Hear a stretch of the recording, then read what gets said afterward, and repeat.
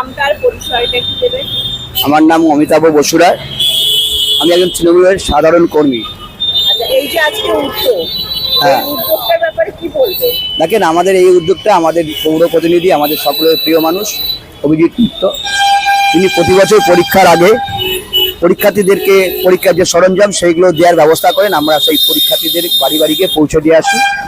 আর পরীক্ষার দিনগুলিতে আমরা এই পথে নেমে নাগেবাজার ট্রাফিক কিওস্কের সামনে আমরা পরীক্ষার্থীদের সহযোগিতা করি।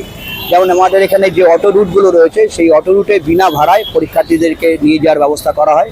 নামটা আর পরিচয়টা? আমার নাম হলো রিনি পাল। আমি 8 নম্বর ওয়ার্ডের মহিলা সভানেত্রী। মানে মেয়েদের নিরাপত্তা দায়িত্ব আপনার হাতে।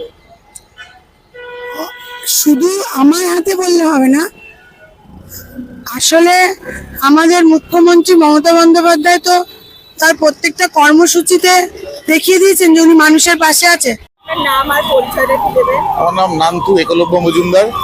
আমি 8 নম্বর ওয়ার্ডের যুব প্রেসিডেন্ট।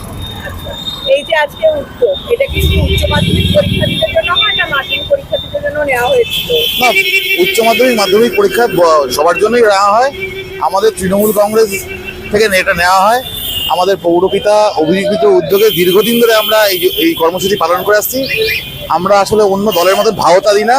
আমাদের দল রাস্তায় নেমে মানুষের পাশে আছে, এটাই তার প্রমাণ। এটা তো 2026-এর কি রায় বেরোতে চলেছে? অবশ্যই আমরা জিতবো, আরো বেশি আসনে জিতবো। আমরা তো অন্য দলের মধ্যে ভাওতা কথা বলি না। নাম আর পরিচয়টা? আমার নাম সন্দীপ মদক। আমি 8 নম্বর ওয়ার্ডে তৃণমূল ছাত্র পরিষদের সভাপতি। এই যে আজকে যে উদ্যোগটা নেওয়া হয়েছে উচ্চ মাধ্যমিক পরীক্ষার্থীদের, তো এই ব্যাপারে কি বার্তা দেবে? এইটা আমাদের আজকের উদ্যোগ না, এটা আমাদের জবে থেকে আমাদের তৃণমূল কংগ্রেস, আমাদের 8 নম্বর ওয়ার্ডের পৌরপিতা শ্রী অভিজিৎ মিত্র তত্ত্বাবধানে জবে থেকে তৃণমূল কংগ্রেস মামাটি সরকার এসে তবে থেকেই আমাদের এই পথ নিরাপত্তা ওই অটো পরিষেবা আমরা দিয়ে থাকি। আমরা দেখতে পাবেন বাইক আছে, বাইকের মাধ্যমে আমরা ছাত্রছাত্রীদের দিয়ে আসি পরীক্ষা কেন্দ্রে। আচ্ছা।